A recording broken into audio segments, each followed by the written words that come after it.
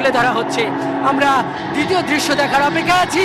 ঠিক এই মুহূর্তে আমরা দেখছি জাতীয় সংসদ ভবনের সামনে যে দৃশ্য বাংলার প্রতিটি মানুষকে নাড়া দিয়েছিল, জুলাই শহীদদের ইমাম আবু সাঈদের ছবি এবং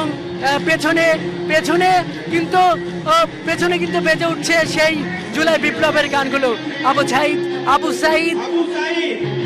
আবু সাঈদ আবার মিলিয়ে যাচ্ছে আকাশে। এইখানকার উপস্থিত মানুষের আবেগ আপ্লুত। জানেন যে বাংলাদেশ গেল 15 থেকে 16টি বছরের যে স্বৈরাচারী আমল, যেই স্বৈরাচারী আমলকে একদম ধুলোয় মিশিয়ে দেওয়ার ক্ষেত্রে যে ইমামের ভূমিকা পালন করেছে, যিনি নেতার ভূমিকা পালন করেছে, যেই আবু সাঈদকে দেখে দেশের প্রতিটি শিক্ষার্থী আর কেউ ঘরে থাকতে পারেনি। সে শিক্ষা এবার আমরা দেখছি সেই মুগ্ধকে, এবং তার পাশে লেখা আছে যে পানি লাগবে।